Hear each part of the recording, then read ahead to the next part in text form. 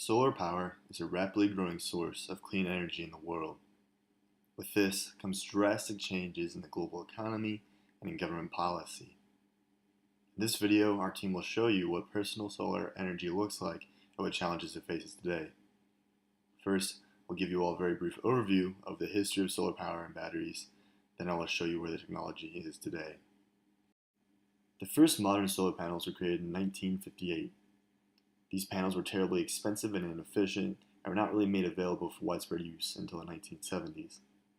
On the other hand, the first rechargeable batteries were created 100 years earlier in 1859.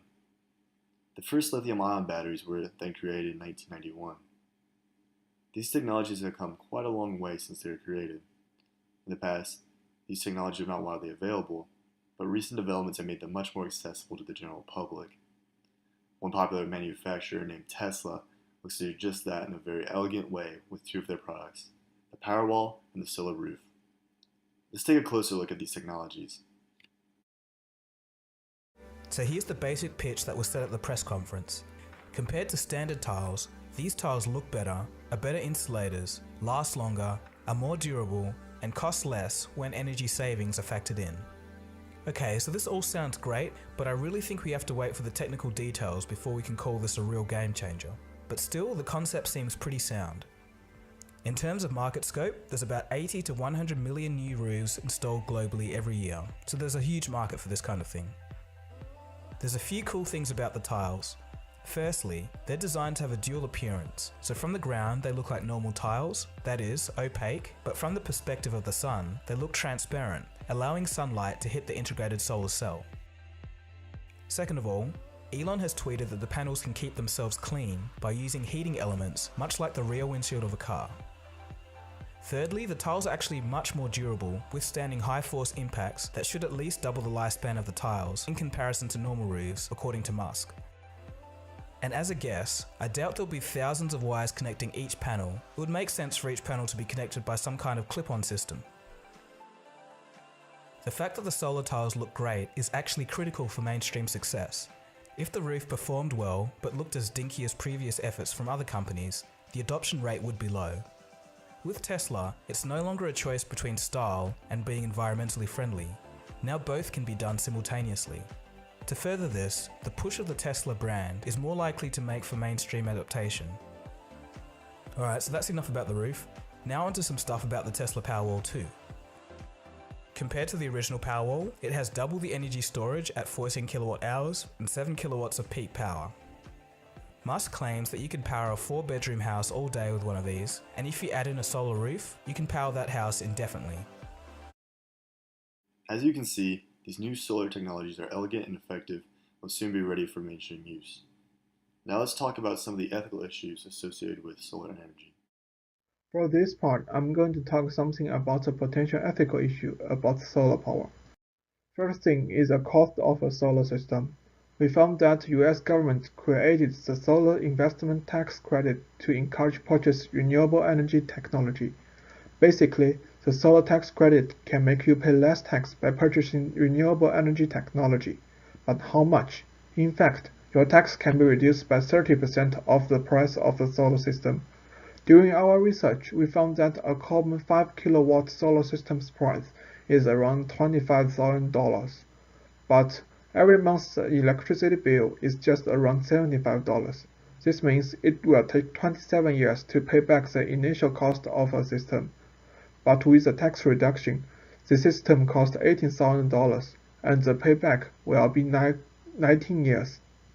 However, in reality, $18,000 is still a lot of money. Let's say we can make $100,000 a year. The cost of the system will be 1/5 of our annual income. Yet only 18% of householders can make over 100 grand. It will be a big problem if we ask a common family to use a solar system. The land disturbance of solar energy system will be another issue.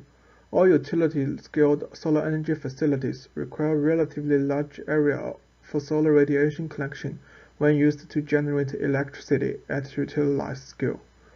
Solar facilities may interfere with the existing land use, such as grazing, whitehouse and rural management. military use, and mineral production. Solar facilities could impact the use of nearby special designated areas, such as wilderness areas, areas of critical environmental concern, or special recreation management areas. Proper setting decisions can help to avoid land disturbance and land use impacts. Solar systems may have impacts to soil, water, and air resource. Construction of solar facility on large area of land require cleaning and grading, result in soil compaction, potential alteration of draining channel, and increased runoff and erosion. Engineering methods can be used to mitigate these impacts. The construction and operation of solar facility generates particulate matter, which can be a significant pollutant. There are not only some potential ethical issues, there are also some possible negative consequences of deployment of the technology. First of all, solar power is not very powerful. The conversion rate is very low from solar energy to electricity. You can see on this table, currently the best achieved sunlight conversion rate is around 21.5%, so that sometimes there's not enough energy stored for daily use. People should use both traditional power and solar energy to avoid the insufficient solar power. However, currently the cost of installation fee is about $10,000 per house. The cost would increase and become unacceptable. Then traditional power plants require many workers to finish a lot of jobs like control room operation, technician, blah blah blah. However, with the emergence of solar energy, the utilization rate of non-renewable energy will gradually decrease. Therefore, power plants do not need that much workers than before. They need to lay off employees to maintain the balance of revenue and expenditure. This will result in some workers losing their jobs. Lastly, the potential environment impact of solar power is that the manufacturing process requires PV solar cells or concentrating solar thermal plants, which are known as CSP. The PV cell manufacturing process includes several hazardous materials, most of which are used to clean and purify the semiconductor surface. Thin-film PV cells contain more toxic materials than those used in traditional silicon PV cells. If not handled and disposed properly, these materials could pose serious environmental or public health threats.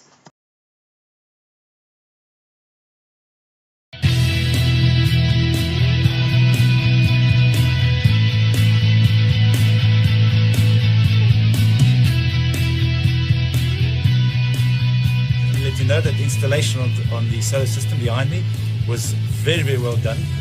Alan was particularly meticulous, took a little bit extra time, but it was really well done. It's generating power and stuff you Eskom, and that really gives me great pleasure. I've got 4 kilowatts of power on my roof and was installed a little over 2 weeks ago. And it's been very successful. It's powering some of my home and my pool pump and my pond pump. And it's working very well, as you can see from this effigy here, which is now producing 3.2 at 10 to 1 in the afternoon. And solar power is fantastic. Everybody should go that way. We've installed the panels because of the rise in price of electricity, and with the installation we've done, we cut down on 42% of our electricity bill for the guest house. And we're quite happy about that. Well, yeah, it's been great finally to get my own power station on my roof and to find that I'm using the solar power to power most of the electricity appliances in our house. And it's great to reduce our carbon footprint.